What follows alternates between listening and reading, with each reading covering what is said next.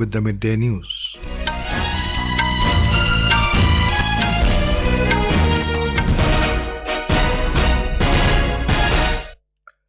The headlines.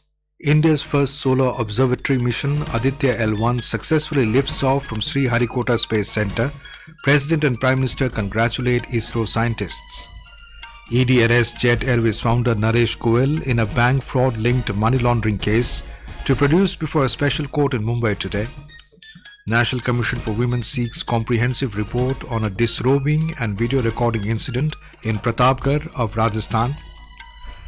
Typhoon Saula makes landfall in Hong Kong and China's Guangdong early today. More than 780,000 people evacuated from high-risk areas. In Asia Cup Cricket, India to take on arch rivals Pakistan at Pallekela in Sri Lanka at 3 this afternoon. And Novak Djokovic advances to fourth round in US Open, beating compatriot Laslo Djere.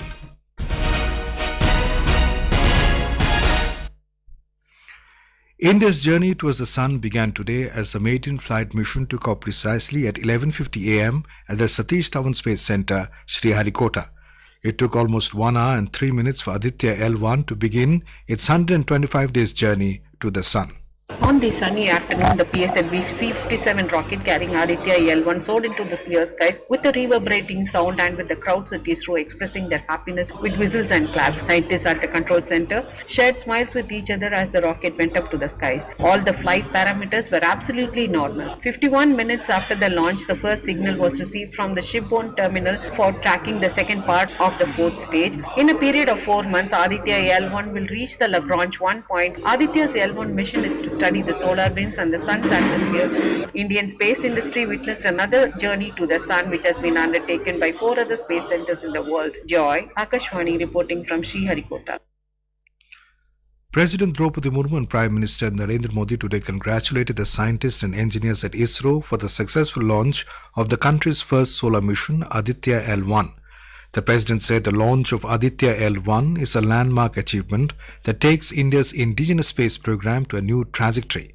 She also said it will help India better understand space and celestial phenomena.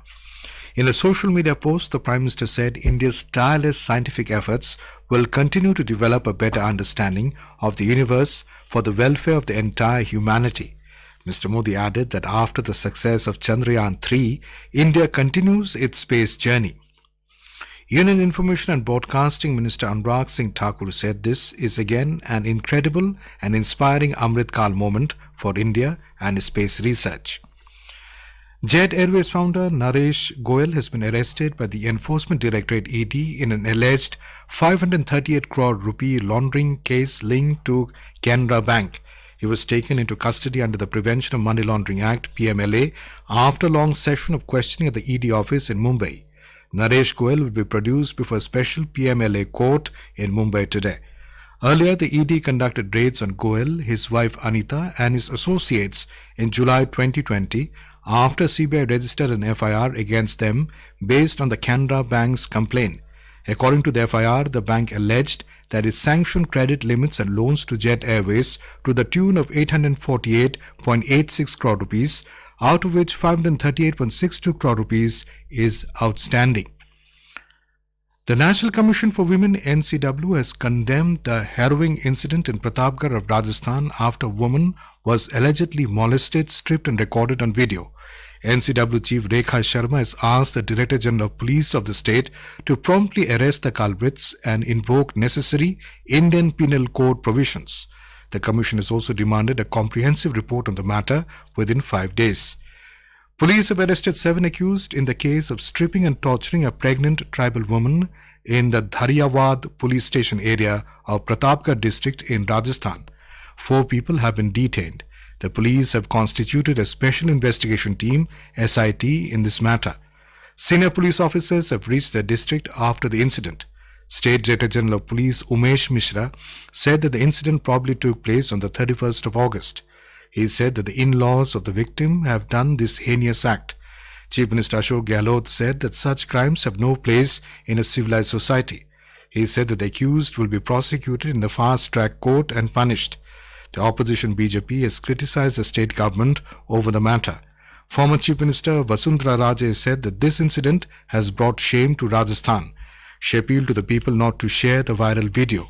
Leader of the opposition in the assembly, Rajendra Singh Rathore, said that the Pratapgarh incident is very shameful. He said that atrocities against women have reached its zenith in the state. The Bharatiya Janata Party has constituted a 3-member committee to probe the matter. The Assam government has received 149 suggestions on the proposed bill on banning polygamy in the state. Chief Minister Himanta Biswa Sharma, in a social media post, informed that 146 suggestions are in favour of the bill, while 3 organisations oppose the proposed bill. He said that the final drafting of the bill will be completed in the next 45 days. Our correspondent reports that the state government appealed to the citizens of the state to give their views on the draft of banning polygamy. This is Akashvani giving you the news. For quick news updates round the clock, follow us on a Twitter handle at AIR News Alerts. Prime Minister Narendra Modi will be on a 2-day visit to Indonesia starting from the 6th of this month to attend the 20th ASEAN-India Summit and the 18th East Asia Summit. The 2 summits will be hosted in Jakarta by Indonesia, the current chair of ASEAN. The ASEAN-India Summit will be the first summit since the elevation of India-ASEAN relations to a comprehensive strategic partnership last year. It will review the progress of India-ASEAN relations and chart the future direction of cooperation. The East Asia Summit will provide an opportunity for leaders of ASEAN countries and its 8 dialogue partners, including India, to exchange views on issues of regional and global significance. Instant Payment System Unified Payments Interface UPI has crossed the mark of 1,000 crore transactions for the first time in the month of August 2023. Prime Minister Narendra Modi hailed this achievement. In reply to a post by the National Payments Corporation of India (NPCI) in social media, the Prime Minister called it an exceptional news. He said it is a testament to the people of India embracing digital progress and a tribute to their skills. He hoped that this trend will continue in the future. The number of UPI transactions in July was 996.4 crore. Reserve Bank of India Governor Shaktikanta Das has been rated A+ in the Global Finance's Central Banker Report Cards 2023. Mr. Das has been placed at the top of the list of 3 central bank governors by US-based Global Finance magazine. He is followed by Switzerland's Thomas J. Jordan and Vietnam's Nguyen Thi Hong. Prime Minister Narendra Modi and Union Finance Minister Nirmala Sitharaman congratulated Mr. Das. Union Home Minister Amit Shah today released an Arop Patra on behalf of the Bharatiya Janata Party against the Congress government in Chhattisgarh, where assembly polls are scheduled this year. Releasing it at a function in Raipur, Mr. Shah alleged that during the tenure of the Congress government in Chhattisgarh, corruption, atrocities, scams, cases of conversion and crimes against women have increased. He said that the upcoming election is the election for the golden future of Chhattisgarh. Union Health Minister Mansukh Mandavia inaugurated the Amrita Patel Centre for Public Health in Anand in Gujarat today. Addressing on the occasion, Mr. Mandavia said, India is leading the world in the health sector today. The government is stressing holistic health with an aim to strengthen the health infrastructure in the country. He said during the past 9 years, there has been a significant increase in MBBS seats and the number of medical colleges in the country. He noted the government is making wide efforts to provide affordable and accessible health care for all. Mr. Mandavia, who is on a visit to Gujarat, will attend several programs in Surat later in the day. President Draupadi Murmu will confer the National Teachers Award 2023 to 75 selected awardees on the 5th of this month at Vigyan Bhavan in New Delhi. Every year, India celebrates 5th of September, the birth anniversary of Dr. Sarvapalli Radhakrishnan, as National Teachers' Day. From this year, the ambit of the National Teachers Award has been expanded to include teachers of the Department of Higher Education and the Ministry of Skill Development and Entrepreneurship. 50 school teachers, 13 teachers from higher education, and 12 teachers from the Ministry of Skill Development and Entrepreneurship will be awarded this year. A cultural corridor showcasing heritage from G20 nations will be the center of attraction at Bharat Mandapam, the main venue of the G20 summit in New Delhi. The corridor will display several artifacts of the G20 nations. Physical and virtual exhibitions will also be on display, along with the craft market at the gala event. An exhibition themed on India as a mother of democracy has been hosted at the Bharat Mandapam to mark the summit. In an exclusive interview with Akashvani News, the head of operations and logistics of India's G20 Secretariat and Special Secretary Muktesh Pardeshi talked in detail about all the arrangements been put in place to make this global event successful. We have made elaborate arrangements, and those include reception arrangements at the airport, the parking arrangements for the special aircraft, the movement from airport to different hotels, security, the motorcade, the hospitality arrangements. The main summit program will be on 9th and 10th September. This will take place at newly constructed Bharat Mandapam. This has been completely redeveloped and renamed as Bharat Mandapam. This is the state-of-the-art convention center in New Delhi. Mr. Pardeshi added that India's G20 presidency has become the people's G20 as the country has conducted it as a national celebration. Delhi Police is today holding full dress carcade rehearsals for the G20 summit, due to which several traffic restrictions will be in place. As part of the rehearsals, carcades will be moving from different parts of Delhi towards New Delhi district. In the first slot, the full dress rehearsal was today held from 8:30 am to 12 pm. The carcade rehearsal will also take place in the evening from 4:30 pm to 6 pm and from 7 pm to 11 pm. The University Grants Commission has clarified that printing of Aadhaar numbers on degrees and provisional certificates is not permissible.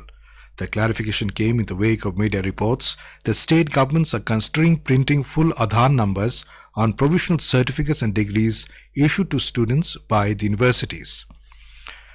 Hundreds of flights are cancelled and businesses, schools and financial markets are shut as Typhoon Saola made a landfall in most parts of Hong Kong and China's Guangdong early on Saturday.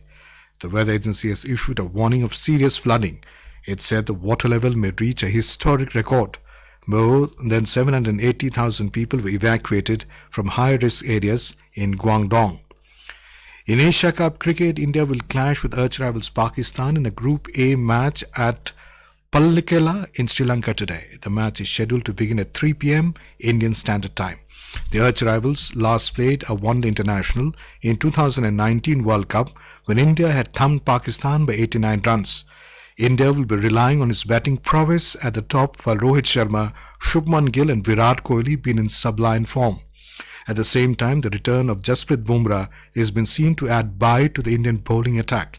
The game can also give something more to cheer about, as Virat Kohli is only short of 102 runs to reach 13,000 ODI runs to make him the only fifth batter to achieve the milestone. On the other hand, Pakistan announced that they will be fielding the same 11 that played against Nepal.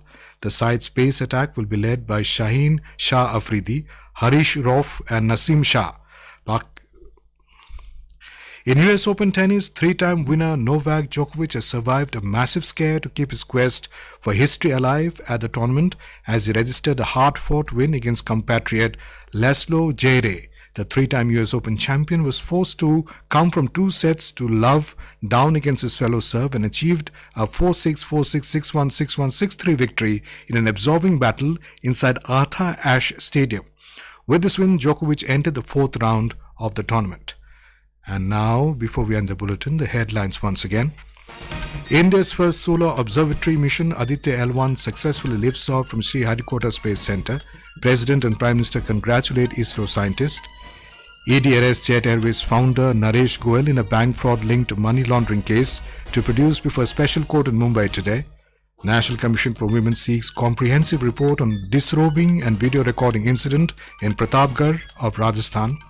Typhoon Saola makes landfall in Hong Kong and China's Guangdong early today. More than 780,000 people evacuated from high-risk areas. In Asia Cup cricket, India to take on arch rivals Pakistan at Pallikela in Sri Lanka at 3 this afternoon. And Novak Djokovic advances to 4th round in US Open, beating compatriot Laslo Djere. And with that, we end the Midday News.